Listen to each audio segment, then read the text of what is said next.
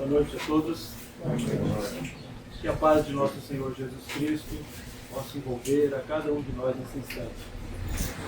Nossa proposta hoje é falar sobre as etapas do nosso processo evolutivo. Nós vamos falar aqui de 4 etapas do nosso processo evolutivo. Só que eu já quero avisar de antemão que o que nós vamos dizer não é nenhuma regra geral, não é uma verdade absoluta, porque é só um resumo. O que eu quero dizer com isso? Quando eu falo que não é uma regra geral, eu quero dizer que, e como um resumo, o que nós vamos falar aqui pode ser modificado. Então, por exemplo, pode ser que no outro dia eu volte aqui e diga que o nosso processo evolutivo tem 5 etapas, 6 etapas. Pode ser que venha uma outra pessoa aqui e diga que o nosso processo evolutivo tem, por exemplo, 10 etapas. Então, o que nós vamos fazer aqui é um resumo. Nós vamos falar de 4 etapas do nosso processo evolutivo, que eu sei que todos nós aqui passamos por elas.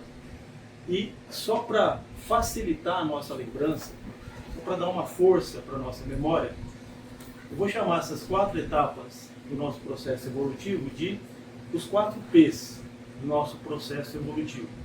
Quais são os 4 P's do nosso processo evolutivo? Preparação, prova, progresso e purificação. 4 palavras iniciadas com a letra P. Preparação, prova, progresso e purificação. Muitas pessoas têm consciência, se dão conta dessas 3 primeiras etapas.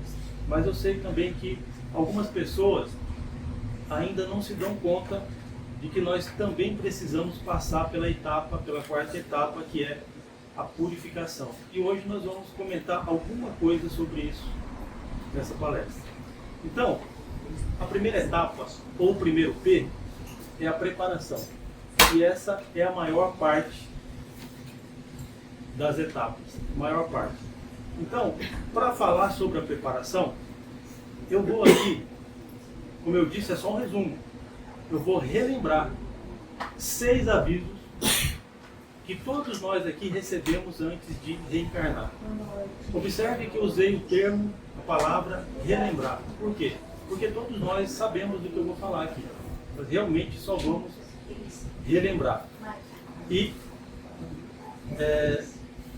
quando eu falo que todos nós ouvimos, eu quero dizer que aquelas pessoas que antes de reencarnar, aquelas que estavam lúcidas, aquelas que estavam conscientes, porque nós sabemos pelos livros espíritas, pela literatura espírita, que algumas pessoas antes da encarnação estão numa situação de perturbação. Não estão conscientes, não estão lúcidas, algumas estão até adormecidas. Mas todas aquelas pessoas que estavam lúcidas, que estavam conscientes antes da reencarnação e tiveram a oportunidade de receber algum auxílio, todas essas pessoas receberam muitos avisos. Não foram só 6 avisos, foram muitos avisos. Nós vamos falar de 6 por uma questão de tempo. Só que nós recebemos vários avisos, porque existem os avisos que são avisos gerais, aqueles que todos nós recebemos, e existem os avisos específicos, aqueles que são individuais, só para mim, só para você, de acordo com as nossas necessidades e de acordo com as experiências que nós vamos vivenciar na próxima encarnação. O que eu vou falar aqui são 6 avisos gerais, que todos nós recebemos se estávamos lúcidos. Então, imagine que você estava lá no plano espiritual, antes da sua encarnação, se preparando para a sua encarnação, com o seu mentor, ou com a sua mentora, ou com os seus mentores, e eles vão começar essa preparação dando esses avisos. Primeiro aviso: quando você estiver lá, ou seja, aqui, quando você estiver lá, não esqueça de crer em Deus. Esse é o primeiro aviso. Quando você estiver lá, não esqueça de crer em Deus. Porque crer em Deus é diferente de acreditar em Deus. Nós sabemos que algumas pessoas nem acreditam que Deus existe. Mas também sabemos que algumas pessoas acreditam que Deus existe, mas não creem em Deus. Porque crer em Deus é diferente. Porque a pessoa que crê em Deus, ela tem como primeiro entendimento a crença de que Deus é Pai, Deus é bom, Deus é justo e Deus é todo amor. A pessoa que tem esse entendimento, ela naturalmente, automaticamente, ela vai chegar num segundo entendimento. O entendimento de que tudo que nós passamos na vida tem um motivo. Tudo que nós passamos na vida tem um objetivo. E o objetivo é sempre nos ajudar a evoluir. Ora, se Deus é Pai, se Deus é bom, se Deus é justo, se Deus é todo amor, tudo que nós passamos na vida, todas as dificuldades, todos os problemas, todas as dores, tem que ter um motivo. Tem que ter um objetivo, e esse objetivo é sempre nos ajudar em nossa evolução. Então percebam que as pessoas que creem em Deus, elas têm muitas vantagens sobre as pessoas que não creem em Deus. E a primeira vantagem da pessoa que crê em Deus é justamente essa. A pessoa que crê em Deus enxerga a vida de forma diferente. Enquanto a pessoa que não crê em Deus só enxerga dificuldades, problemas e dores, a pessoa que crê em Deus olha para a mesma situação e enxerga motivo, enxerga objetivo. Então vejam que a pessoa que crê em Deus, ela tem várias vantagens sobre a pessoa que não crê em Deus, porque ela enxerga a vida de forma diferente. A pessoa que tem esses entendimentos, ela vai mais cedo ou mais tarde chegar a um outro entendimento natural. Um entendimento de que nós não estamos sozinhos. Nós não estamos sozinhos agora porque nós nunca estivemos sozinhos.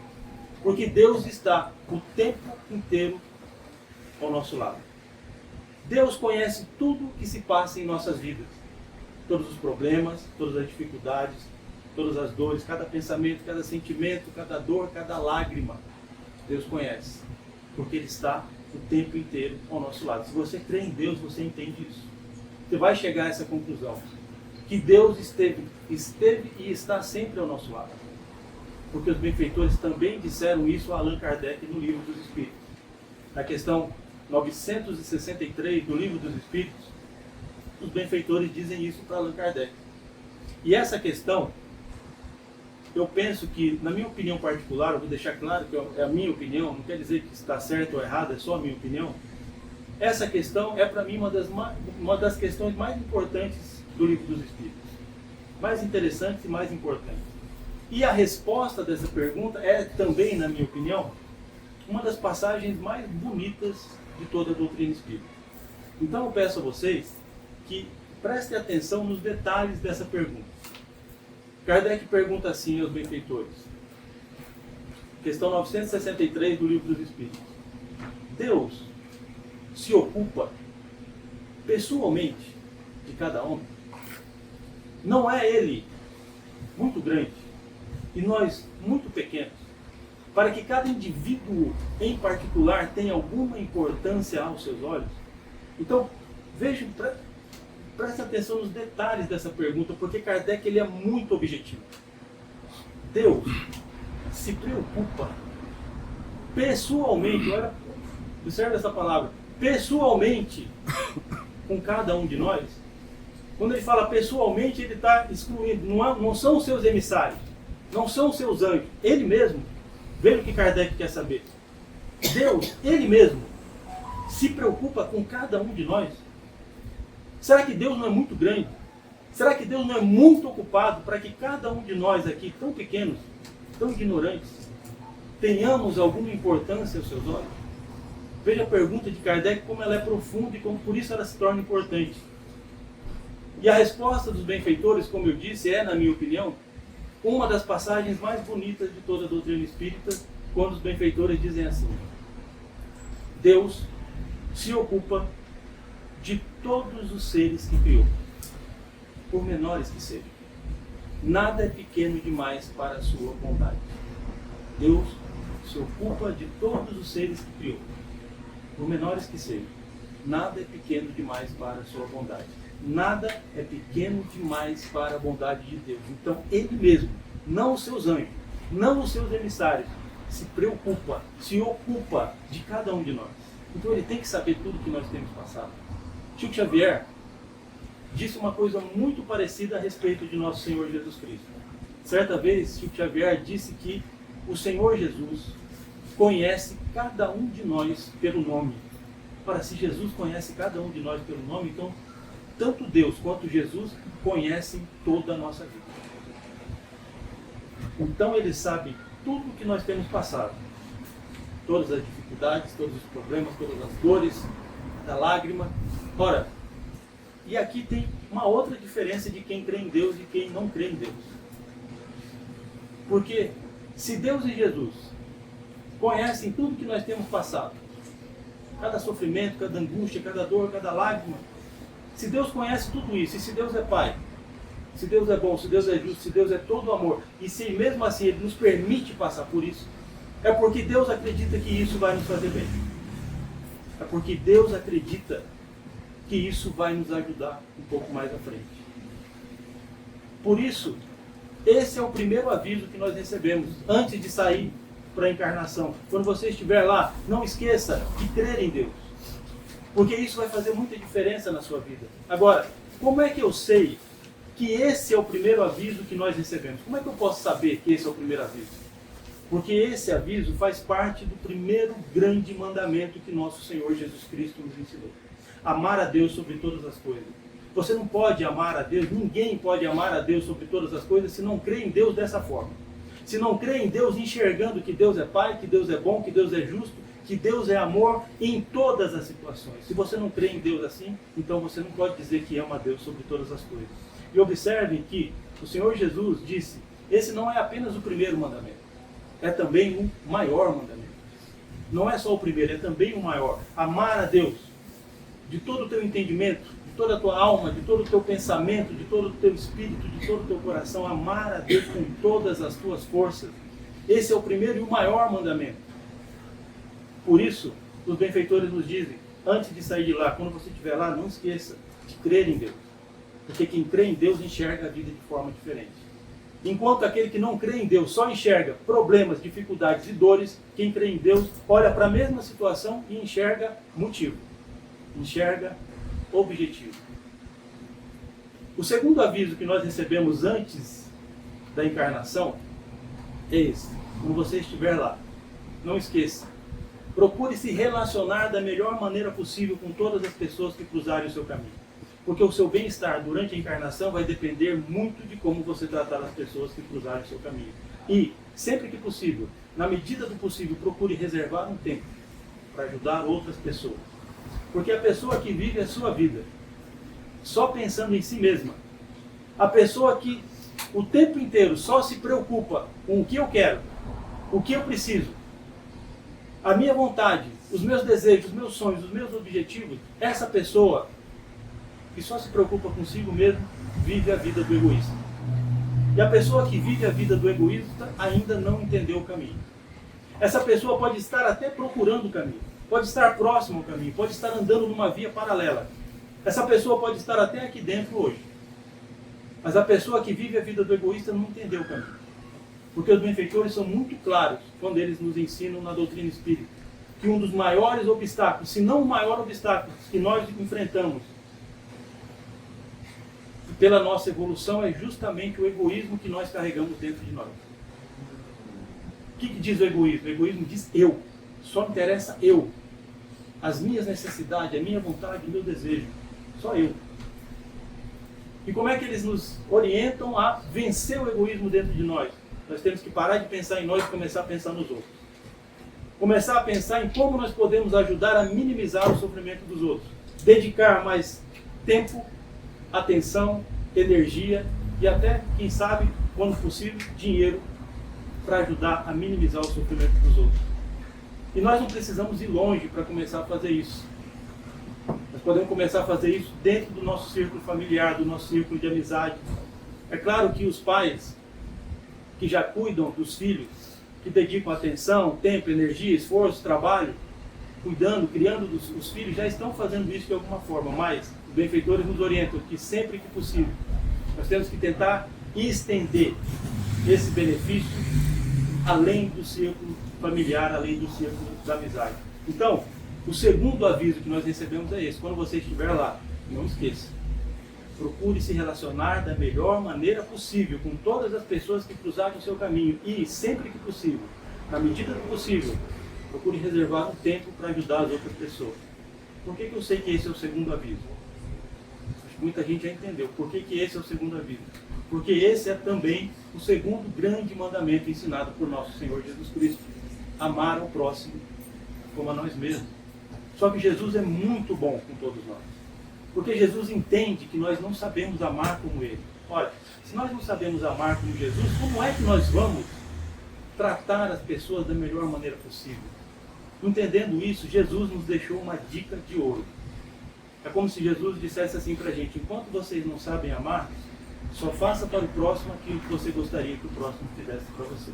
Essa é a dica de ouro. E veja que dica importante, fácil de entender, fácil de assimilar, pode ser difícil de fazer, mas é fácil de entender e também é fácil de policiar. Também é fácil de vigiar. Por isso, eu vou compartilhar com vocês um exercício que eu faço. Todos os dias, ao final do dia, pergunte para você mesmo: hoje, eu tratei todas as pessoas que cruzaram o meu caminho da forma que eu gostaria de ser tratado? Se você realmente tem interesse em melhorar você mesmo, sugiro, faça esse exercício, é muito interessante. Hoje, eu tratei todas as pessoas que cruzaram o meu caminho da forma que eu gostaria de ter sido tratado? Comece a pensar: eu tratei a esposa, o marido, os filhos, os pais, os irmãos, os colegas de trabalho, aquele vendedor ambulante que bateu no meu portão fora de hora, eu tratei essas pessoas como eu gostaria de ser tratado? Eu vou dizer para vocês, a maioria de nós se assusta nos primeiros dias, porque a gente começa a perceber que praticamente todos os dias a gente falha. É uma falta de educação aqui, uma falta de paciência ali, um deslize. Então, veja, é possível fazer, é possível policiar. Faça. Se você realmente tem interesse de melhorar, você vai ver que ao longo dos dias a gente começa a ficar mais atento. Então, o segundo aviso é esse: quando você estiver lá, procure se relacionar da melhor maneira possível com todas as pessoas que cruzarem o seu caminho e, sempre que possível, na medida do possível, reserve um tempo para minimizar o sofrimento das outras pessoas. O terceiro aviso é esse: quando você estiver lá, não esqueça de orar, não esqueça de rezar, porque esse é um acréscimo de misericórdia concedida por Deus nosso Pai, a possibilidade de pedir ajuda aos nossos irmãos maiores, aos nossos irmãos mais velhos, aos nossos irmãos mais sábios. Pessoal, essa palestra ela é muito longa. Se eu fosse falar, eu já cortei mais de 20 minutos do início. Se eu fosse falar ela inteira, ela teria mais de 1 hora. Então eu não vou comentar sobre oração, porque nós estamos dentro de uma casa espírita, e dentro da casa espírita eu sei que se fala bastante sobre esse tema, oração. Mas o terceiro aviso é esse: quando você estiver lá, não esqueça de orar. O quarto aviso é tão importante quanto os 3 primeiros. Porque o quarto aviso diz assim: quando você estiver lá, não esqueça o que você foi fazer lá. Porque o que nós viemos fazer aqui, pessoal? Todos nós viemos aqui fazer a mesma coisa. Todos nós viemos aqui trabalhar pela nossa evolução. Todos nós estamos aqui fazendo isso. Por que hoje nós estamos falando de processo evolutivo, etapas do processo evolutivo? Porque é muito comum, no meio do caminho, no meio da nossa caminhada aqui, a gente se perder. Muito comum. Quanto mais velhos, quanto mais experientes nós vamos ficando, é mais comum isso acontecer. A gente cair em alguns dilemas. O que eu estou fazendo aqui? O que eu estou fazendo aqui nesse mundo? O que eu estou fazendo aqui nessa vida? Qual é o objetivo da minha vida? Qual é o sentido da minha vida? Por que a minha vida tem que ser assim? Será que só tem sofrimento para mim nessa vida? Por que a gente cai nesses dilemas de vez em quando, pessoal? Porque nós esquecemos o que é que nós viemos fazer aqui. O que nós viemos fazer aqui? Viemos trabalhar pela nossa evolução. Esquecemos que aqui não é uma colônia de férias, aqui não é um resort. Nós viemos aqui para uma escola sagrada, uma escola bendita. Viemos aqui trabalhar pela nossa evolução.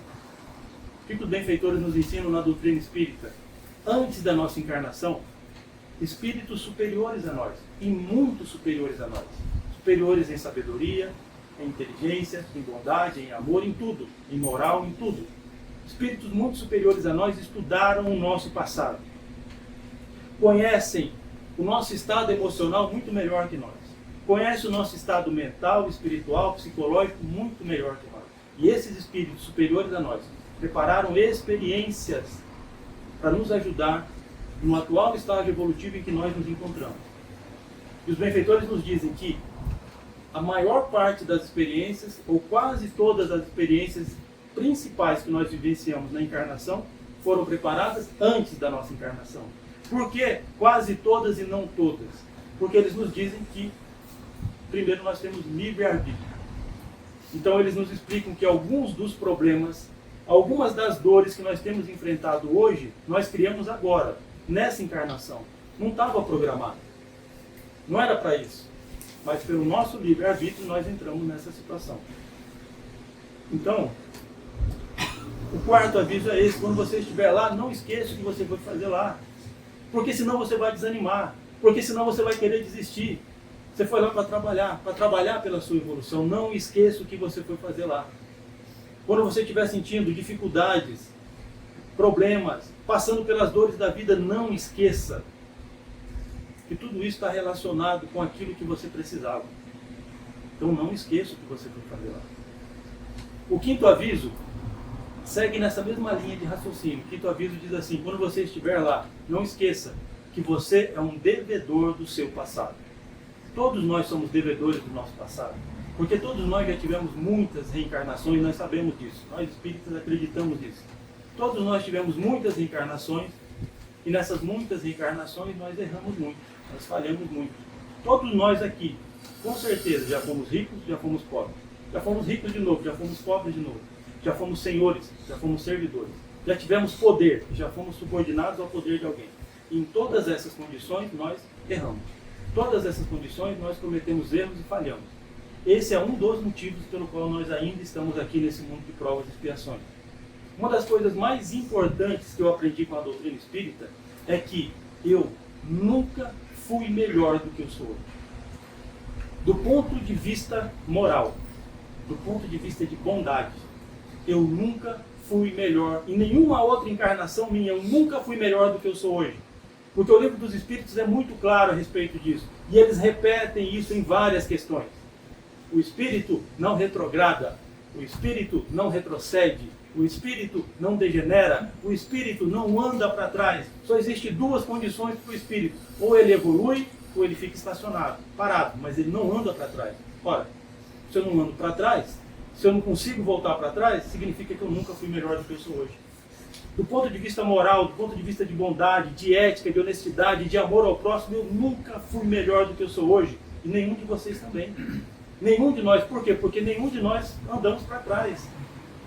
Nós nunca fomos melhores do que hoje. Então, se olhando para a nossa vida, a gente já consegue perceber alguns traços da nossa personalidade que não são muito bons, algumas más inclinações, se a gente já consegue perceber algumas maldades que nós somos capazes de fazer, algumas maldades que nós já fizemos, se a gente consegue perceber isso, entenda, no passado todos nós fomos muito piores do que isso. Hoje, pode ser que a gente tenha vontade de fazer uma coisa ruim e não faça. No passado, provavelmente, nós fizemos. Porque nenhum de nós foi melhor do que hoje. Por isso, os benfeitores dizem: quando você estiver lá, não esqueça, você é um devedor do seu passado. O que eles querem dizer com isso? Quando você estiver passando por dificuldades, quando você estiver enfrentando problemas, quando você estiver sentindo as dores da vida, não esqueça, você é um devedor do seu passado. E algumas dessas experiências que estão te fazendo sofrer têm relação com os erros do seu passado. Então não esqueça, quando você estiver lá, não esqueça, você é um devedor do seu passado. O sexto aviso que nós recebemos, ele também segue nessa linha de raciocínio. O sexto aviso diz assim: quando você estiver lá, não esqueça que você nasceu exatamente onde tinha que nascer. Você nasceu na família que tinha que nascer, você tem os pais que tinha que ter, você nasceu na casa que tinha que nascer. Você nasceu na cidade que tinha que nascer, você nasceu no meio social que tinha que nascer. Não tem nada errado, porque Deus não erra. Chico Xavier que gostava de repetir essa frase: Deus nunca erra de endereço, porque Deus nunca erra. Então, o sexto aviso é esse: quando você estiver lá, não esqueça que você nasceu exatamente onde tinha que nascer. Para comentar esse aviso, eu gostaria de puxar essa conversa para o lado dos nossos pais. Porque todos nós aqui temos uma relação especial com os nossos pais. Moisés, quando recebeu os 10 mandamentos, ele recebeu só 10 leis. São muito poucas leis. Poucas leis demais. Mesmo assim, em 10 leis, uma delas, a quarta lei, o quarto mandamento dizia o quê? Honrai pai e mãe. Com certeza não está lá por um acaso, está lá porque é importante.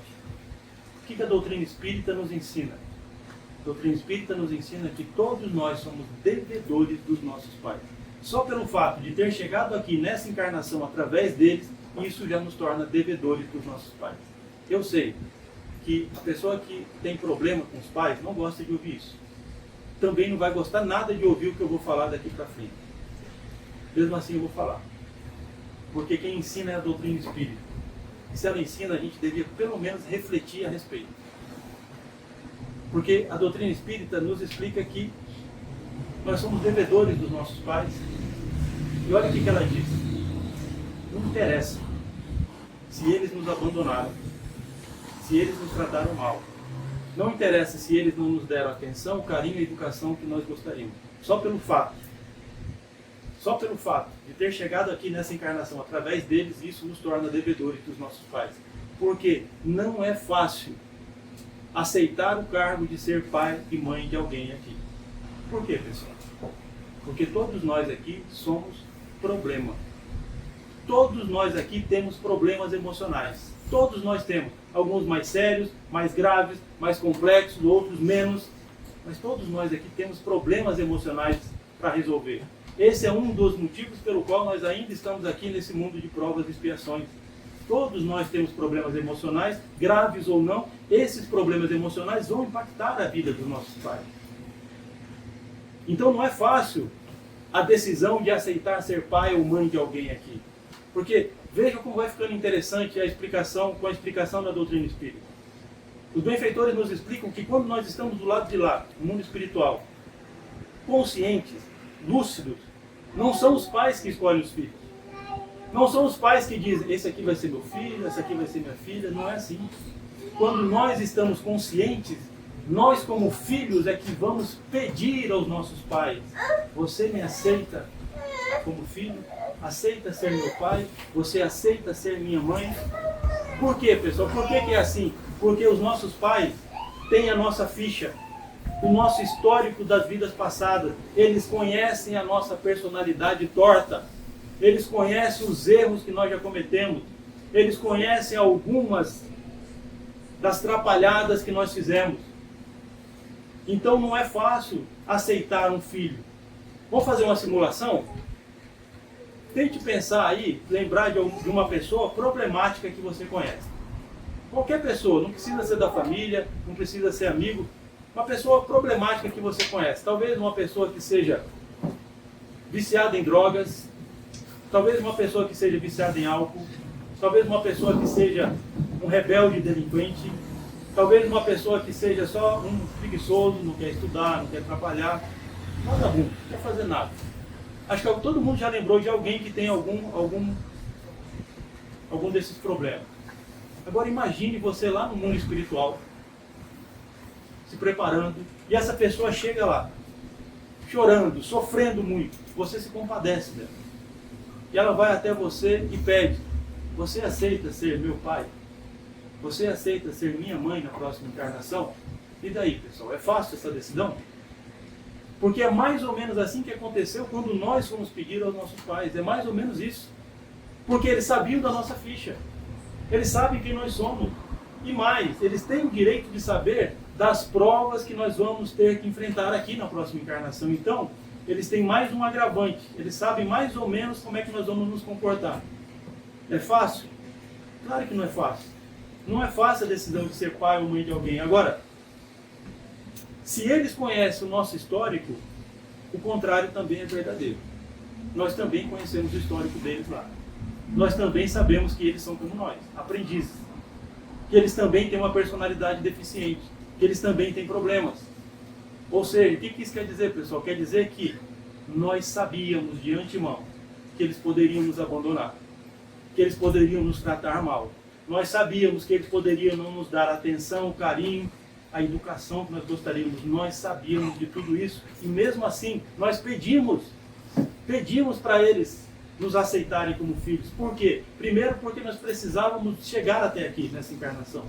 E segundo, porque nós precisávamos passar por esse tipo de experiência com esse tipo de pais. Então, percebam que não tem nenhuma vítima, não tem nenhum inocente nessa história. Nós conhecíamos a situação. Muitas vezes na minha vida, muitas vezes, chegaram pessoas para mim falando que a minha vida não é assim por causa dos meus pais, ou então a minha vida é assim por causa dos meus pais, porque eles não me deram, porque eles não fizeram, porque eles não disseram, porque eles não me ensinaram. Pessoal, os nossos pais não poderiam nos dar uma educação que eles também não tiveram. Os nossos pais não poderiam nos transmitir um conhecimento que eles também não receberam. Os nossos pais não tinham como nos dar nada que eles não tinham para dar. Não tem lógica. Assim como nós, na posição de pais, não temos como dar aos nossos filhos uma educação que nós não tivemos, um conhecimento que nós não temos como transmitir nada para eles que nós não sabemos. Não tem lógica. Então, o sexto aviso é esse.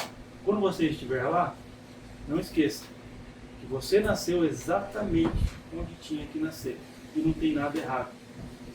Essa palestra, originalmente, ela tem 10 avisos. Eu vou parar no sexto para a gente seguir para as próximas etapas. São rápidas. A segunda etapa, então, o segundo P, é prova. Qual é o significado de prova para o nosso espírito imortal? O que significa prova? Prova significa trabalho. Quando você ouvir falar em prova, você já sabe. Trabalho. É preciso trabalhar. Toda prova tem um grau de dificuldade. Senão não seria prova. Toda prova se torna um desafio. Senão não seria prova. Então todos nós estamos aqui para trabalhar. A Terra é uma escola e ao mesmo tempo é um campo de provas.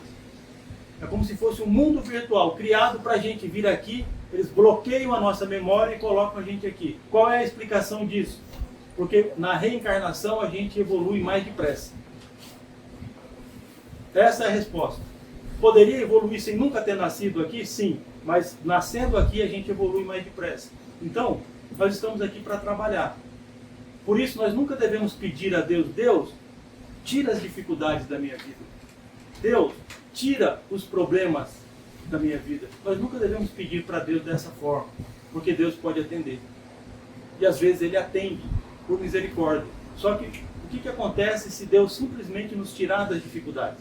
O que acontece se Deus simplesmente tirar os problemas da nossa vida?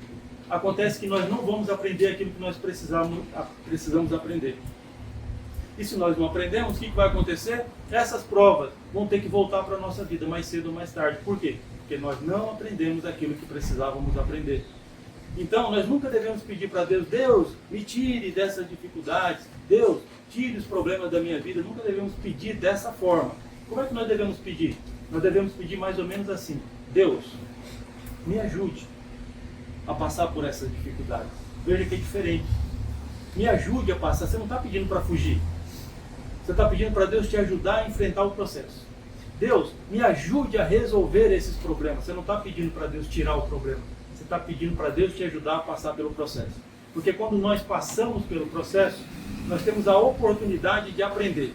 E quando nós aprendemos, o sofrimento acaba. Quando nós estamos sofrendo e nós aprendemos aquilo que precisava aprender, o sofrimento acaba. Está escrito isso no Livro dos Espíritos. Daqui a pouquinho eu vou dizer para vocês onde está escrito isso no Livro dos Espíritos. Qual é a questão que diz isso? Quando nós aprendemos o que nós precisamos aprender com aquela experiência, o sofrimento acaba. Então, nós ficamos muito tempo nessas duas etapas. Preparação, prova, falhamos. Preparação, prova, falhamos. Preparação, prova, falhamos. Começamos de novo. Até que um dia acontece preparação, prova e progresso. Aí nós entramos na terceira etapa. Nós entramos no terceiro P, progresso. Aí as coisas mudam um pouco. Nós temos na nossa crença, principalmente nós cristãos, nós temos na nossa cultura uma crença de que tudo que acontece, a maioria de nós pelo menos pensa assim: tudo que acontece, acontece segundo o tempo de Deus. Na verdade, a maioria de nós que somos cristãos acreditamos assim: tudo que tem que acontecer vai acontecer no tempo de Deus. Mas, como é que funciona o tempo de Deus? Como é que eu vou saber que horas vai acontecer o tempo de Deus? É nessa vida? É daqui a alguns meses? É daqui a alguns anos? Quando que vai acontecer? A resposta está lá no Livro dos Espíritos. Allan Kardec faz uma pergunta aos benfeitores e a resposta dessa pergunta nos ajuda a entender como funciona o tempo de Deus. Allan Kardec pergunta assim: o que determina a questão 1004 do Livro dos Espíritos? O que determina a duração dos sofrimentos do culpado? Eu sou culpado. Eu estou sofrendo. O que determina quanto tempo eu tenho que sofrer? Quem determina isso? O que determina? Se eu tenho que sofrer 1 mês, 1 ano, 100 anos, o que determina? Então, a questão 1004. O que determina a duração dos sofrimentos do culpado? Resposta: é simples, clara e objetiva. O que determina a duração dos sofrimentos do culpado? Resposta: o tempo necessário ao seu melhoramento. Acabou. Olha como é simples. Você está sofrendo? Estou sofrendo. Quando é que acaba o meu sofrimento? Quando eu melhoro. Quer parar de sofrer? Melhora. Ou seja, faz progresso. Aprende o que você tem que aprender. Quando nós aprendemos o que nós precisamos aprender, o tempo de Deus acontece em nossa vida, o sofrimento acaba. Está escrito lá, com todas as letras, simples, claro e objetivo. Quando é que acaba o meu sofrimento? Quando eu aprendo o que eu preciso aprender com aquela experiência.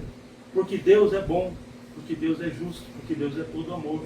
Deus não castiga, Deus não pune, Deus educa. Quem diz isso é Emmanuel. Deus não castiga, Deus não pune, Deus educa. Então, quando nós aprendemos, o tempo de Deus acontece na nossa vida, o sofrimento acaba.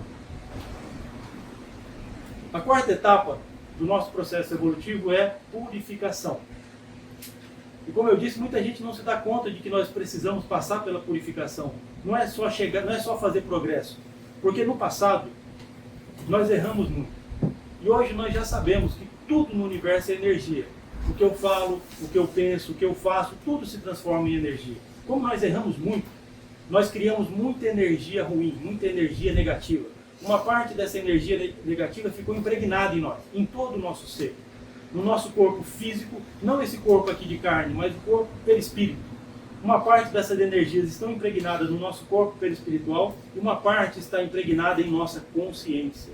Então, por exemplo, quando uma pessoa passa por uma doença muito grave, uma doença degenerativa, por exemplo, normalmente essa pessoa ela está se depurando, ela está se purificando, tanto o corpo físico, perispírito, quanto o corpo espiritual, nossa consciência.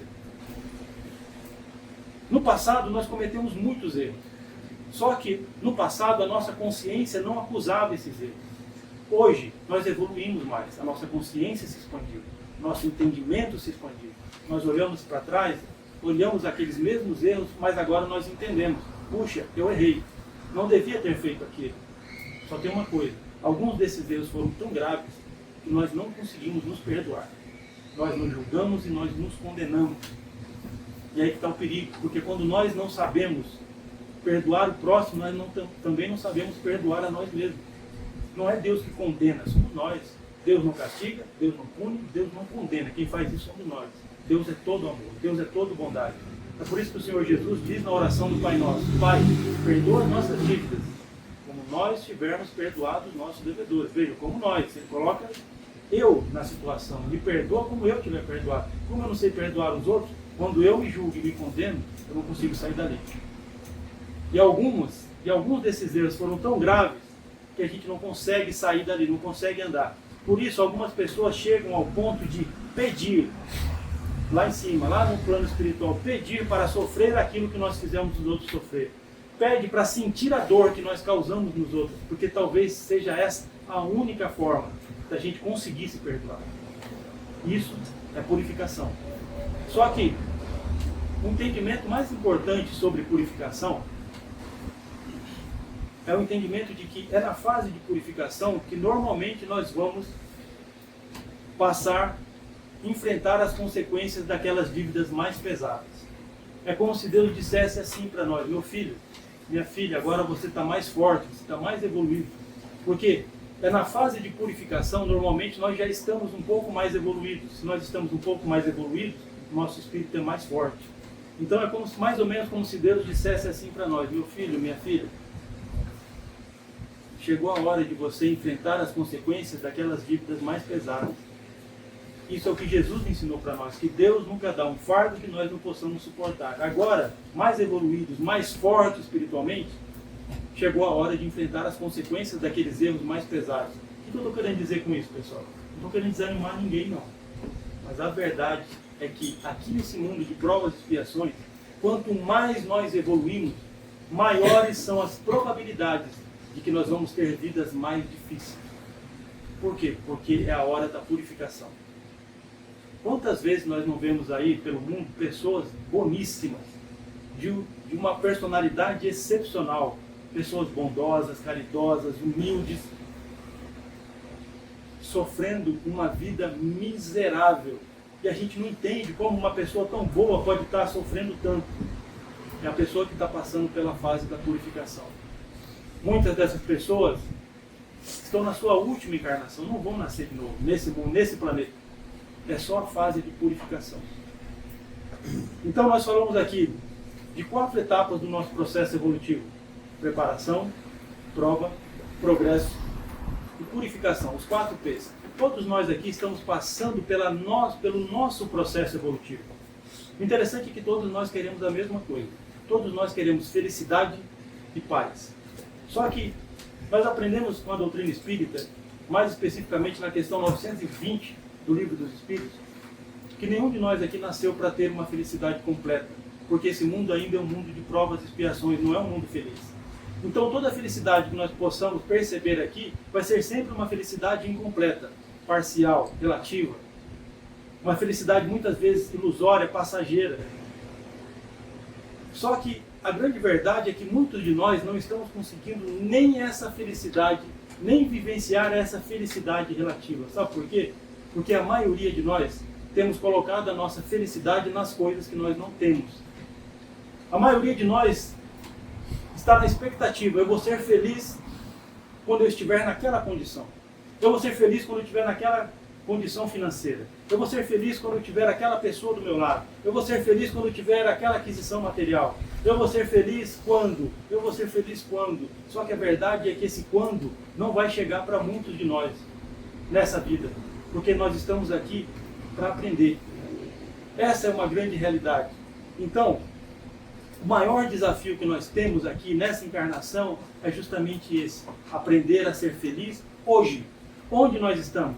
Na situação que nós estamos, na condição que nós estamos, com as pessoas que nós temos ao nosso redor. Esse é o nosso grande desafio: aprender a ser feliz hoje, aprender a viver um dia de cada vez. O Senhor Jesus nos falou sobre isso. Não vos inquieteis pelo dia de amanhã, porque o dia de amanhã cuidará de si mesmo. Basta a cada dia o seu mal. O que Jesus estava dizendo para nós? Viva hoje. Viva hoje. Amanhã a gente não sabe o que vai acontecer. Então o nosso maior desafio é esse: aprender a ser feliz hoje.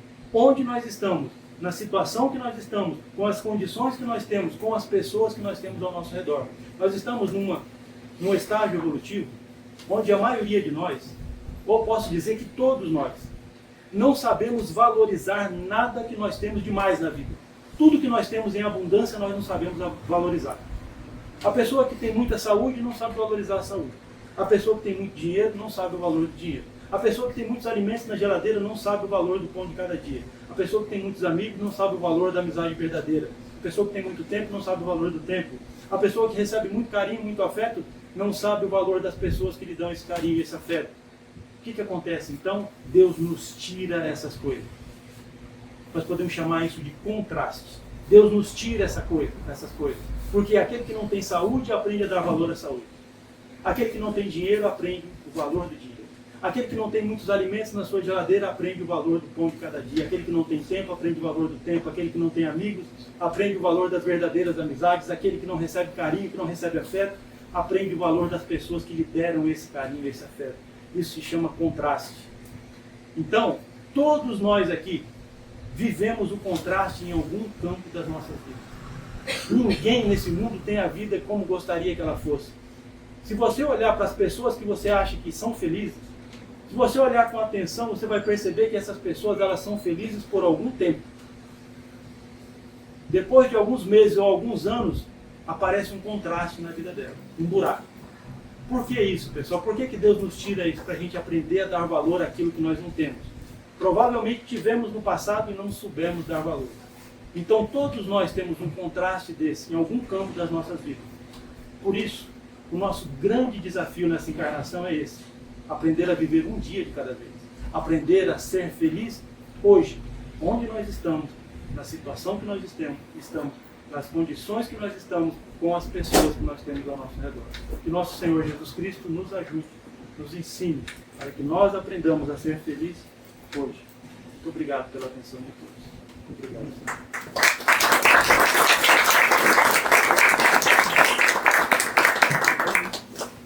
Vamos pedir a vocês mais alguns instantes.